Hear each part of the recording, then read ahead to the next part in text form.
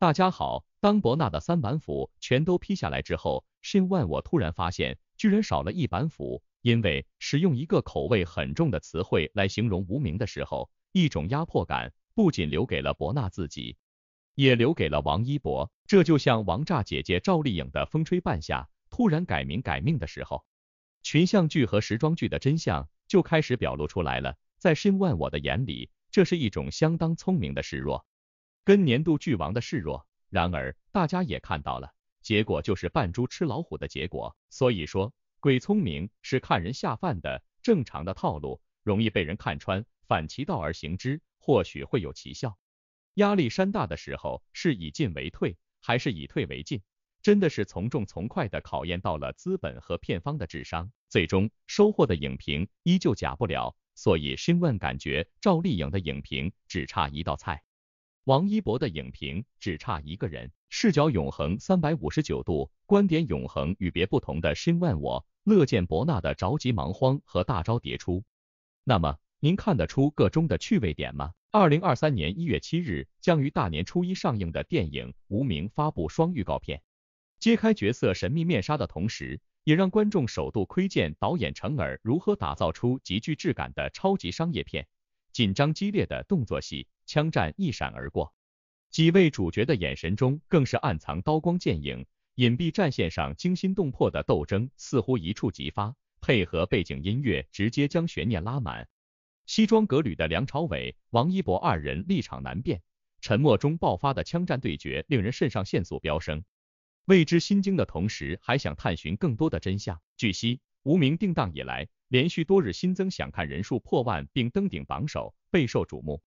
该片由程耳执导并编剧，梁朝伟、王一博领衔主演，周迅、黄磊特别出演，森博之、大鹏、王传君、江疏影、张静怡主演。程耳导演独特的个人风格让不少观众对其作品印象深刻。无名此次发布的双预告片也处处透露着程耳独有的腔调，超乎想象的摄影构图，张力拉满的眼神交锋，让人眼前一亮。尽管观众对影片主题及剧情产生了极大的好奇，导演仍为观众保留了最后的悬念。他在采访中表示，无名很难用谍战、悬疑这样简单的标签概括，电影更是关于无名者的史诗，是那个年代的挽歌。无名还发布了一组全阵容海报及剧照，梁朝伟、王一博等9位演员悉数亮相，揭开隐蔽战线上剑拔弩张的氛围。几位主角在交错的光影中展现出耐人寻味的神情，简单的特写更凸显出异彩纷呈的眼神戏。远处的光冲破黑暗，照在众人脸上，也印证着海报宣传语所描述的隧道尽头终有光，一语道破动荡年代中无名英雄所处的环境与历经艰险的涅槃重生。不难看出，在程耳导演的镜头下，大家熟悉的演员都呈现出与惯常形象巨大反差的一面，令观众更加好奇影片中几人的身份与他们之间的关联。该片也是梁朝伟与周迅时隔6年再合作，王一博与周迅第3次合作拍摄。梁朝伟此前曾透露，第一次看无名的剧本还没有具体的概念，但看了导演上一部作品后非常喜欢，自己也想有一部这样的电影。王一博则谈到，在拍摄期间通过看回放学到了很多，这能让演员能更好的了解自己的五官和表情。导演还会边看边讲解，帮我分析理解故事。导演程耳在谈到选角时表示，王一博演的这个人物没有其他任何人选，只见了他一个，就确定是他了。他在影片中贡献了让我惊讶，将来也一定会让观众们非常惊讶的结果。说到这种宣传模板，是不是您在Shin我的频道已经耳熟能详了呢？没错，宣传3板斧，少不了只见一人的客套话。那么您感觉这种鼓励性的发言会让潜在的路人粉瞬间产生兴趣吗？Shin只能说还差2板斧。其中影评以及催化影评的容器是必不可少的营生家伙事。过去的2022年，这一整年的电视剧市场佳作频出，观众看到了国产剧的成长，也看到了各年龄段演员的更多可能性。回顾一下2022年年度的10家电视剧，大家都能嗅到一些真的假不了，假的真不了的味道。而且王炸姐姐赵丽颖非常在乎这些影评平台的评分，因为这些综合影评不仅仅是参考作用，更能一次过摸清下个大热剧本的基本趋势和取巧套路。即便赵丽颖自己的剧集也有大量可圈可点、取长补短的东西和养分。第9，幸福到万家。特点：年度最敢拍女性题材作品，豆瓣评分 7.0。当幸福到万家横空出世，我真的看到了女性题材的崛起。这部剧是真的关心女性在时代的成长，而且其中的所有人物都各具特色，特点鲜明。比如万传家，他的混是现实不少撒泼耍混、蛮横无理、没有素质的人的真实写照，一开场就是大闹别人的婚宴，毫不掩饰的低俗，让女主的妹妹完全没有办法与之对抗，在村子里横行霸道，她是整部剧抓住观众眼球的第一个关键人物。同时，后面万传家性格的稍微转变，也让观众看到了他可爱的一面，甚至有不少人开始磕起他和女主的 CP。万善堂作为村支书算是比较公正了，他完全担起了村干部的责任，但同时也不可避免地束缚在传统思想内。他也厌恶儿子的行为，可也只是停留在嘴皮子上。何幸福婆婆的出现与何幸福形成了鲜明的对比，她一面也想得过且过，怕得罪干部，可同时也为儿媳的行为感到欣慰。婆婆就好像是被封建传统思想同化的何幸福，这种小心思让女主的人设更加鲜明突出。郑晓龙导演是真敢拍，他镜头下的闹婚是真真切切让人觉得恶心的，甚至成为流氓行为都不为过。被闹婚的妹妹在受了委屈后，竟然还被男友斥责，受害者有罪论体现得明明白白。不仅如此，事情发生了，就连村民都在议论责怪王家忘恩负义，王庆来连自己挨打都不敢吱一声，可却能在不了解情况的前提下，对着妻子大吵大闹提离婚。而何幸福最宠爱的妹妹，在姐姐恳求借钱的时候，竟然一口回绝。幸福传万家将现实主义发挥到极致，所有人物都不仅仅能用好坏来形容，他们就像生活里的各种小人物，都有人性的弱点。2022年最敢拍的女性题材作品当之无愧。申万我只想说，赵丽颖的鬼聪明就在于安全牌，有时候不但要符合自己的心情、状况和位置，更能确保不过不失地进入设定的尝试轨迹。所以赵丽颖的定位让她的幸福搭上了10家的尾班车。那么赵丽颖的半夏呢？您猜会是什么位置呢？对于王一博而言，或许他也绝对没想到，临近大考的无名居然打出了坐标超级的定位出来。大家或许从未看到一部电影的预告片在结尾打上超级商业片。在春节档神仙打架的影片中，这种直接把超级打在公屏上的自信到底是源自何处？在申万我的眼中，撇清的味道明显的不要的。那么为什么申万我这么肯定呢？今天春节档电影无名发布的2支假片，一篇预告中我们可以看到质感极佳的画面，无论是大全景的环境、人物的移动、角色与角色的互动，除了色彩构图漂亮，还有极强的故事感。预告片一句台词都没有，却用画面交代了这部电影的优势。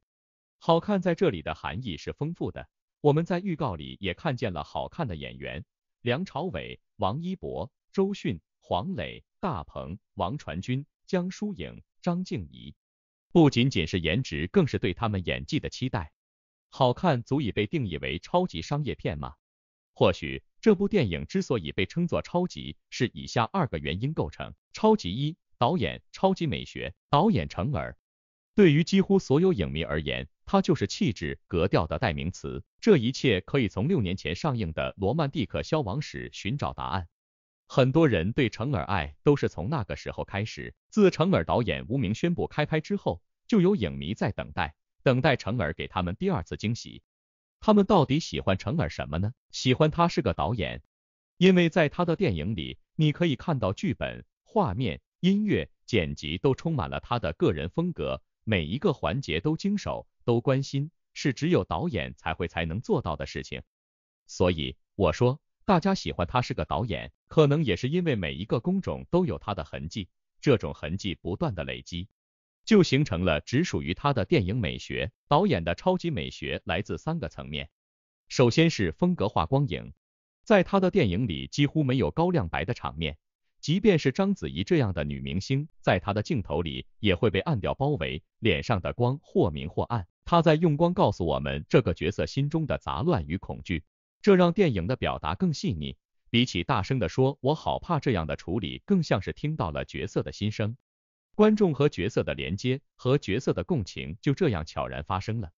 无名预告片中也有类似氛围的镜头，梁朝伟穿过昏暗的走廊，他好像在寻找着一个正确门牌，脚步急促却又在一扇门前停下来。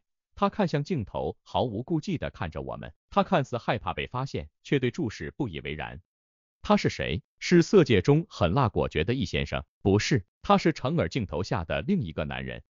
其次是成尔对于演员的引导，在成尔以往的电影里，并不缺少大明星，也有当红小生。无论是谁，只要出现在他的镜头里，都会有不同以往的气质。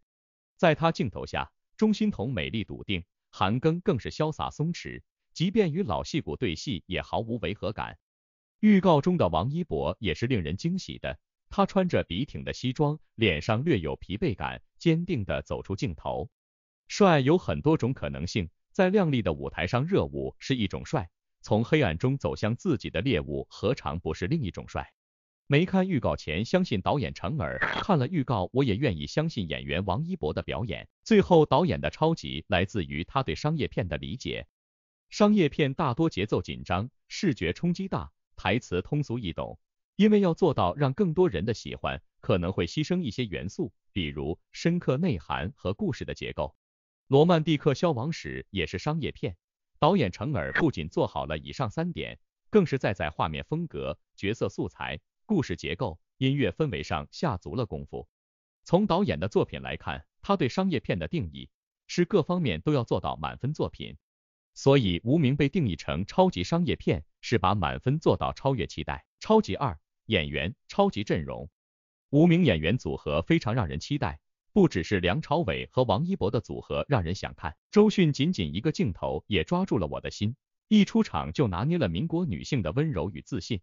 黄磊也脱离了黄爸爸的形象，女性角色江疏影、张静怡妆造惊艳，表情有戏。王传君也曾在第一支发布的预告中展现了他的角色特点，神经质、残忍、狂妄。每一个演员都褪去了本来的模样，成为了无名这个作品里一片重要的拼图。等到正式上映，和观众一起拼起年度最期待电影的全貌。当然，无名的超级需要更多的观众走入电影院来定义。大年初一走进电影院，在光影世界里享受一个好故事、好演员的表演吧。无名的预告片里有一句话，隧道尽头终有光。其实，对于春节档，甚至于对中国电影而言，无名都是近期最值得期待的那道光。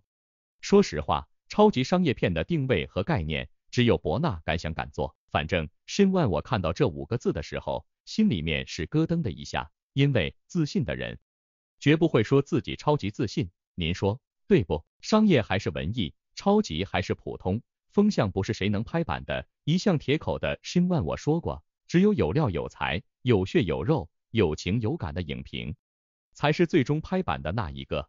您说对不？所以赵丽颖的幸福，即便输给了星汉灿烂，申万我还是看到了回马古偶的用心之处和必要之选。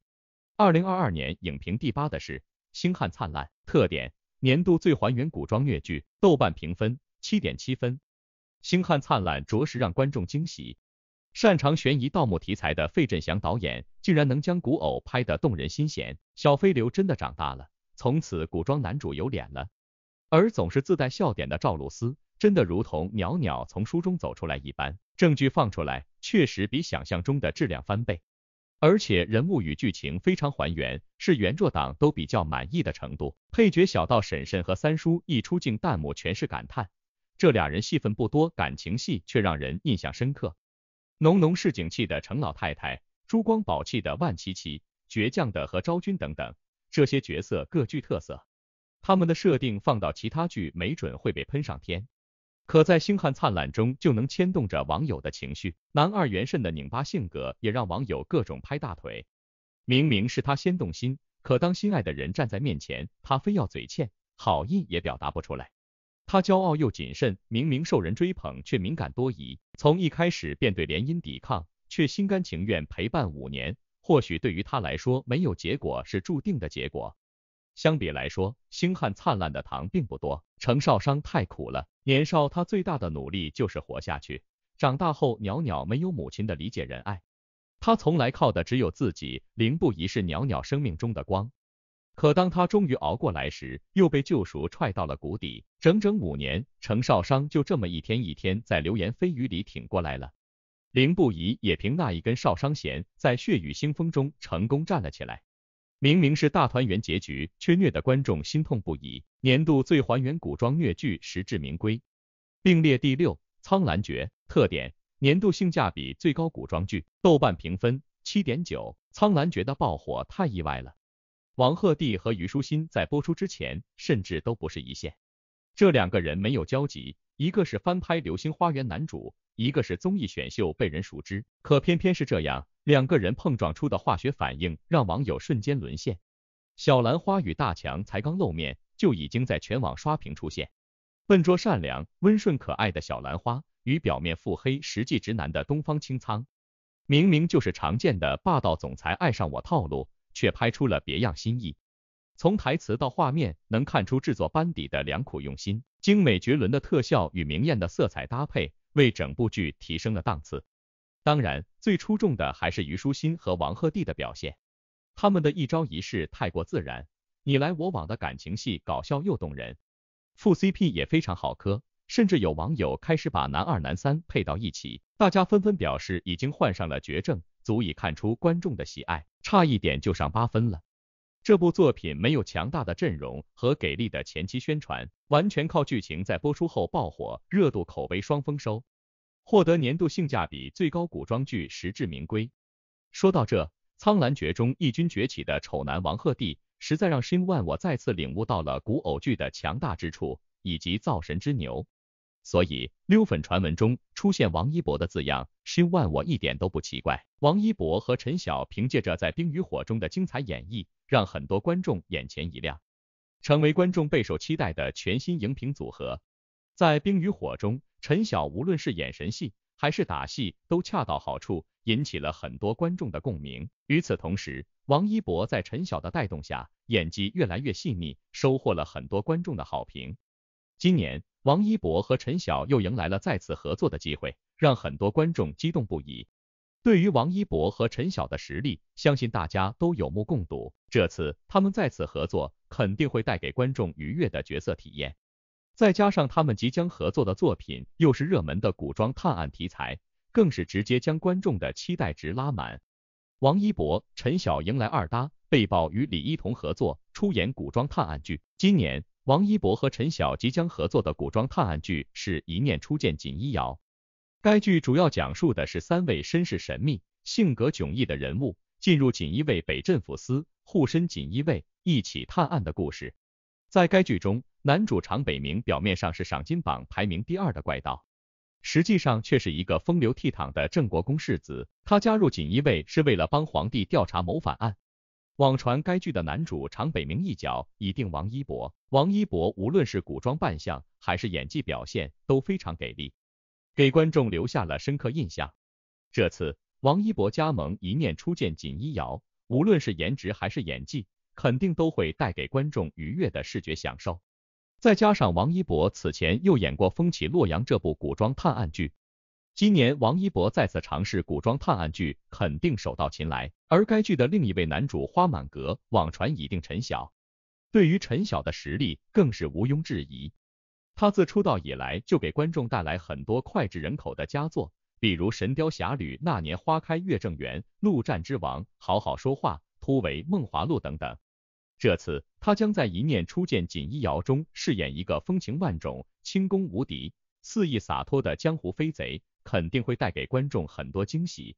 再加上陈晓的打戏行云流水，他和王一博强强联手，肯定会大大提升《一念初见锦衣谣》这部作品的质感。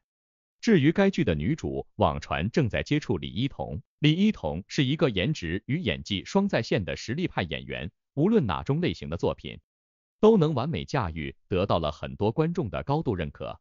比如《半妖倾城》《剑王朝》《射雕英雄传》《魅者无疆》《鹤唳华亭》等等。这次李一桐在《一念初见锦衣谣》中的角色设定跟长孙乾雪很相似，肯定会掀起一股回忆热潮。在该剧中，女主是已故锦衣卫千户之女，也是高冷傲娇、武功高强、赏金猎人。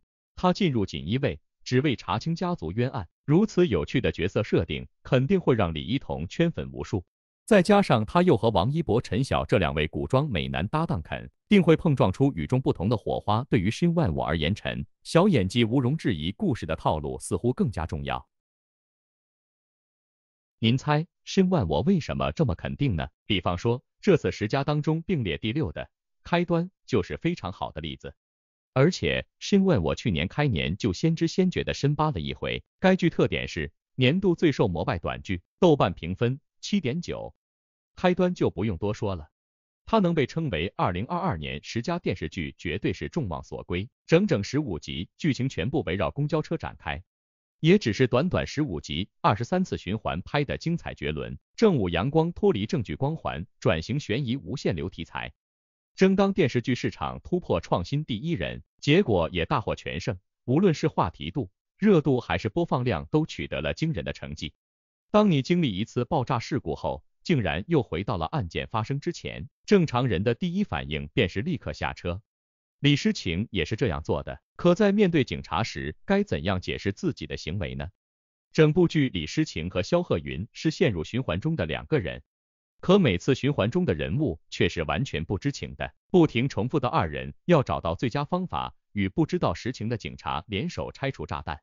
听起来就无比复杂，这是国产剧新的尝试，让观众眼前一亮，却难以超越。正午阳光讲故事的能力以及对情感的把握让人佩服。开端当选年度最受膜拜短剧，实至名归，并列第6。梦华录特点：年度古偶剧最大赢家，豆瓣评分8分。梦华录绝对是2022年古装剧最大赢家，选角就已经赢在了起跑线上。为数不多古装造型备受认可的中生代男演员陈晓，加上被众多网友誉为天仙的刘亦菲，他们不仅颜值绝配，而且演技在线。梦华录的剧情设置富有深意，编剧抓住了女性题材热点，而且剧中的3位女性角色非常有代表性，就连男性角色都不是为了衬托女性人物而存在的。男主3观正，能力强，这人设谁能不爱？男女主事业心爆棚，他们的爱情不矫情又充满甜蜜，这种健康的恋爱甚至能看到现代年轻男女的关系。坚强干练的赵盼儿，贤惠泼辣的孙三娘，还有琴艺高超的宋引章，他们在东京闯出一番天地，不卑不亢，敢于与世俗对抗，他们也不断成长，这不就是当代女性精神吗？无论是选角、剧情还是制作，梦华录无疑是2022年古装剧最大赢家。说到这，申万我只想说，陈晓的适配度很高，肉眼可见王一博的对手戏很容易燃，这点已经证明了。所以如果说王一博再次化身民国人物，翩翩公子，对手能否引燃王一博，真的是个不大不小的问号。毕竟云匪之间的过电感真的是10年一遇的难得。民国谍战剧《长风破浪》风闻就要开机了，这部剧的制作班底还是蛮不错的。男主是王一博，女主是李沁，据悉女主应该是宋轶，宋轶因为档期原因改成了李沁，剧名也改成了光明之路。导演是姚晓峰，执导过的作品有唐山大地震、大丈夫和虎妈猫爸等，和李小冉、王志文是长久合作搭档。据悉王一博、李沁已经到达了上海，王一博带了5个箱子，看样子是要打算常驻剧组了。王一博好久没拍电视剧了，对于粉丝来说是个大惊喜了。不过对于李沁和王一博搭档，两边的粉丝并不看好。又一部剧开始拍摄了，确实是之前网传的《光明之路》，由王一博、李沁、王阳、程潇等人主演。下午时分，有媒体拍到男女主的进组路透照，一起来看看。当天下午13点26分，王一博现身，路透的他比较低调，视频里较为模糊，应是黑色服装。李沁主要是以保暖为主，上衣是杏色棉服搭配黑色下装，整体打扮也比较日常，看来有在好好保暖了。这部剧主要讲述了1928年的上海，男主未来王一博是作为国民党中央银行最底层的职员，拜高级顾问沈图南为师，立志乘长风破万里浪，报效国家。工作期间，未来凭借出色的记忆力和数据分析能力，逐渐得到沈图南的赏识，却亲眼见识到国民党金融领域的腐败与黑暗。彷徨中的未来在沈图南的妹妹共产党员沈近珍的影响下，逐步确立共产主义信仰，与沈图南分道扬镳。在组织的安排下，未来沈近珍从上海秘密转移到江西瑞金。此时正值国民党大举围剿中央革命根据地，未来在党的领导下，凭借自己的智慧和勇气，同对中央苏区进行经济封锁的沈图南展开了一场场铮铮铁骨的对决。历经血与火的洗礼，未来在信仰的指引下，逐步成长为我党经济战线上杰出而忠诚的战士。时代背景宏阔，叙事从小切入，既有大我的奉献与牺牲，也有小我的泪与笑，具有观赏性。有网友表示，对比以往的剧，这是李沁资源降低接的剧，搭配的主演都是爱豆出身，且两个还是乐华的。这次作为二番接下，粉丝多少有点意难平。其实观众不会在乎番位的，只要演得好照样得奖，例如热依扎和曾黎。据悉，这部电视剧是民国金融谍战题材，剧本还是很新颖的。不管怎么样，还是坐等官宣吧。李沁的演技一直都很值得大家的认可，申万我唯一担心的是她的颜，江南美女大多都是太过的抢眼，素淡一些还好，浓妆起来通常都特别的拉镜头，搞不好就是一荣俱荣，一损俱损。所以李沁的防暴体质算是业界的立体口碑了。至于男主王一博，之前重心主要放在电影上，今年大年初一和梁朝伟合作的《无名》就要上映了，最近在宣传上也很上心。其他几部电影还没消息，不过《长空之王》后续也快跟上了。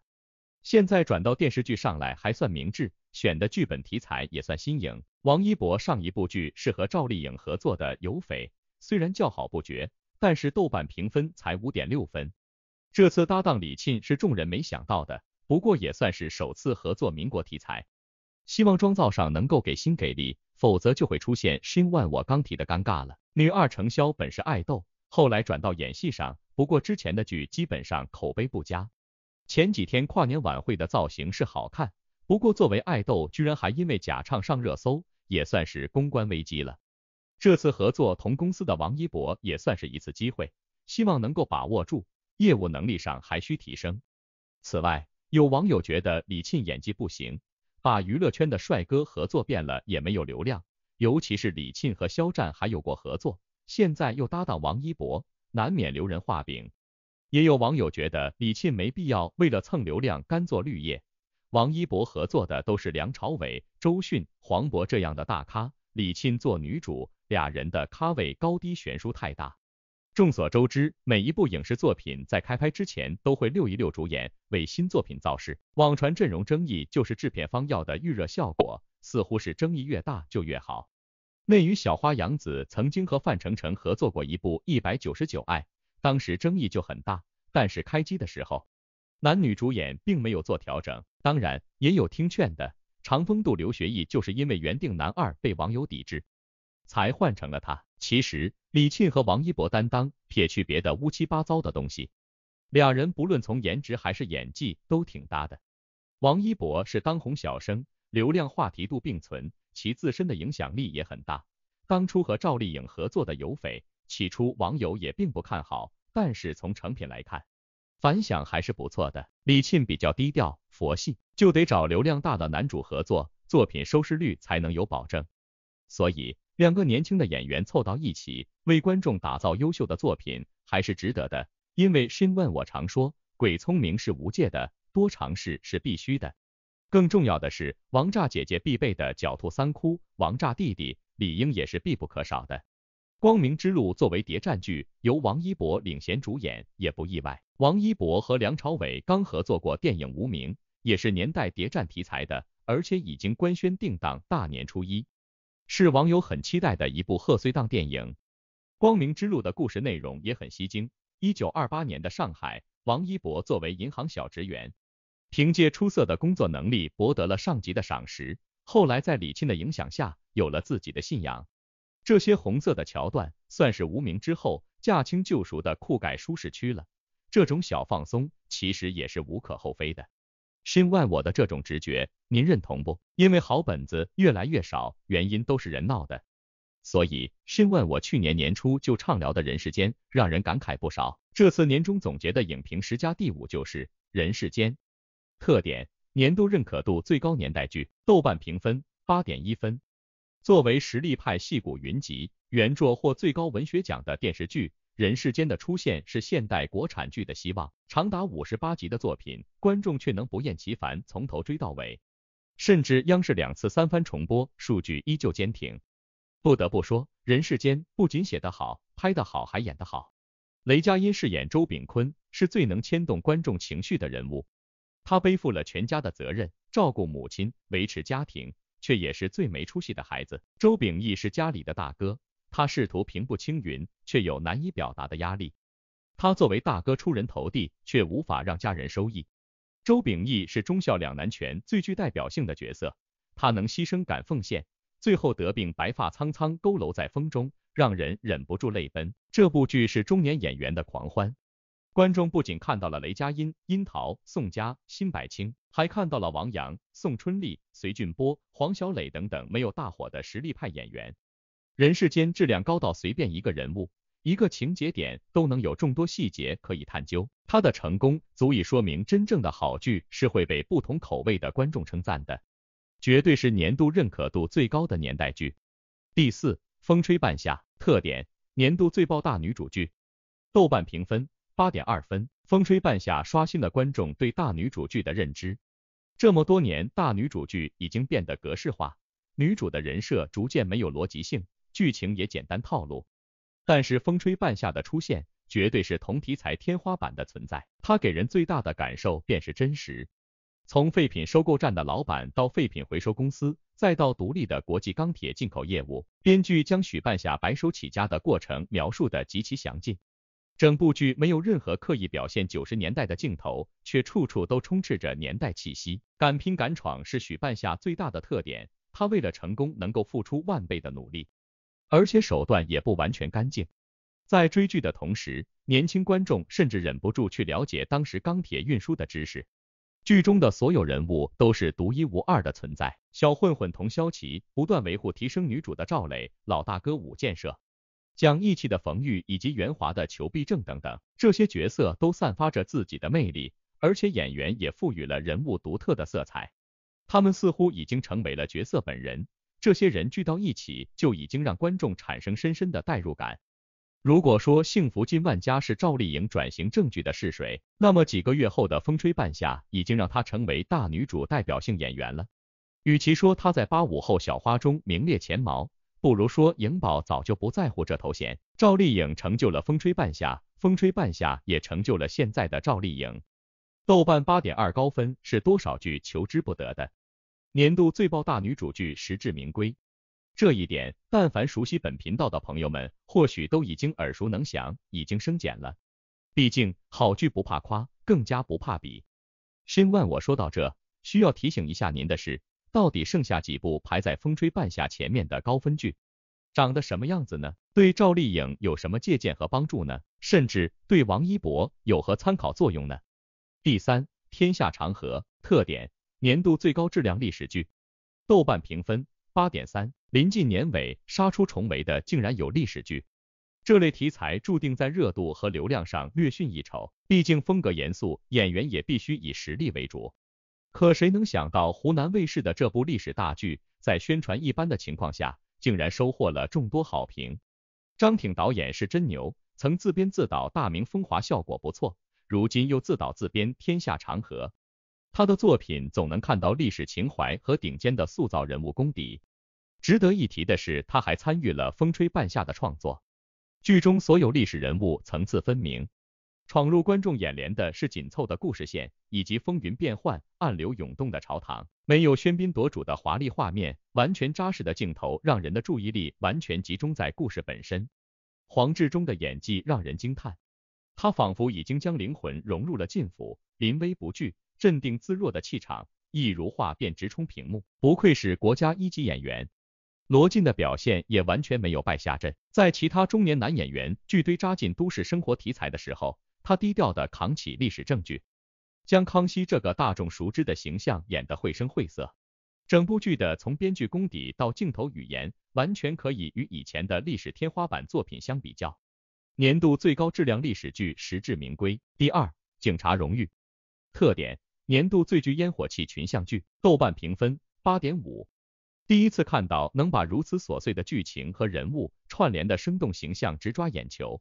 警察荣誉剧情的接地气程度，让真正的民警看到也会产生上班的感觉。众多长镜头的运用，让观众瞬间带入其中。现代剧最高的境界便是没有追剧的感觉。网友在看的过程中，甚至已经身临其境，变成八里河的百姓，以群众的视角看派出所的故事。编剧对小人物形象的把握太绝了，这些角色完全没有光环，他们的每句台词都充满着生活气息。完全都是现实活生生的人。倩儿爸登里大为，急着立功的赵继伟，被母亲束缚的夏桀，高学历却也陷入职场危机的杨树。他们是派出所的新人，在犯错中成长，也在成长中彼此慰藉。同样是讲述警察的故事，警察荣誉以新的方式将这个职业展现在观众面前，百看不厌，还不断催着更新第二部。年度最具烟火气群像剧非他莫属。第一，大山的女儿。特点：年度最令人破防神剧，豆瓣评分 9.3 分。安得广厦千万间，大庇天下寒士俱欢颜，这是黄文秀高二最喜欢的诗句。他从贫困户考到北京，又读了硕士，最终通过国家电网的面试。对于别人来说，这是改变命运的开始。黄文秀却选择回到广西，做最贫困小山村的书记。泪水是从第一集就没停过。整部剧采用倒叙的方法，首先将黄文秀生命中的最后一页展现在观众面前。那是电闪雷鸣的暴雨天，黄文秀开车在泥泞的路上缓慢前进。所有人都告诉他不要回来，太危险了，山体滑坡很容易丧命，但他犹豫再三，决定必须要回去。就这样，他永远留在了山村，留在30岁那年，仅仅20多岁研究生毕业。他没有任何经验，只能横冲直撞，以自己的方式面对不理解和不信任。黄文秀见过了死人现场，被其他干部冷落甩脸子，可他仍旧每天走村串户访问贫困户，用包容大度面对所有村民。1年多顺利使88户脱贫。客观来讲，大山的女儿画面过于朴实，有种纪录片的感觉，所以格外真实。讲故事的手法也并没有什么出彩，可内容本身是真实的。这才是真正打动人的地方。或许不符合年轻观众的口味，但当你真的点开这部剧时，真的没有办法对他说不。寒窗苦读10几年，终于迎来最美好的年华，可黄文秀却永远留在了山村之中。该剧的剧情和镜头犹如剧名般质朴，却能让观众泪流不止。9.3的高分是电视剧的极限，却无法评价黄文秀本人的精神。年度最令人破防神剧实至名归。说到这，您看出来了没有呢？苦难和平凡串接起了引发国人共鸣的心灵最底色。即便有些人浓些，有些人浅些，但是人生最黑暗的日子一同经历过之后，无一幸免都被洗白了。所以深问我铁口的报复性消费，实际上就是当今娱乐圈喘口粗气的最大机会。于是乎，春江水暖鸭先知，希望您懂的。对于年底要举办大型晚会的平台来说，能够请到什么样的艺人，就决定了自家平台的收视如何。在内娱依旧看重流量的时代，没有流量也要有实力，否则拿什么吸人眼球增加收视呢？在晚会表演，最多的就是舞蹈和唱歌了。那些可以制造车祸现场的艺人，尚有粉丝买单，而那些真正可以在舞台上给大家带来惊喜的艺人，自然会被平台争抢了。东方卫视跨年晚会上，王一博一支以自己新歌《像阳光那样》为背景乐的现代舞一出，技惊四座。现代舞者看过后，直接用天才来形容王一博。虽然有些抹去王一博努力的感觉在，但那也是对他的赞美。河南台的春晚，王一博将会表演舞蹈双生，大家早已知晓。利用现代投影技术，先录制一段舞蹈，到时候王一博在现场与录制好的自己一同表演。一黑一白，名为双生，这种巧思也是足够引起网友们的关注了。靠着古风表演走红的河南台，加上回到河南本地的洛阳小伙的组合，又有如此绝妙的舞蹈，这波收视已经稳了。跨年已过，春晚已定，都不是在王一博的老东家芒果台那儿，芒果台自2019年之后就再也没受过这种委屈，从自家电视台走出来的顶流，如今过年连家都没法回了，这当然不行了。于是，这正是春晚前的小年夜春晚就成了芒果台力邀王一博的舞台，毕竟是王一博曾经的老东家，又不曾与王一博其他舞台对撞，这点面子王一博自然是要给的，那就参加吧。而对于王一博参加芒果台小年夜的后果，就是已经购票的粉丝需要面临2个选择了，一个是补差价，毕竟曾经那点儿钱去看王一博属实是不现实，肯定要加钱，另一个就是直接退款，如果接受不了加钱，那就把机会让出来给其他人吧。有了王一博参加的芒果小年夜，还怕没有粉丝去吗？芒果自王一博参加后的重新定价，也是让王一博粉丝们感慨自家艺人的火热程度，毕竟什么都是假的，只有真金白银的体现才是真的。如果王一博是粉丝随随便便花点小钱就能够见到的，那还真要担心他的人气呢。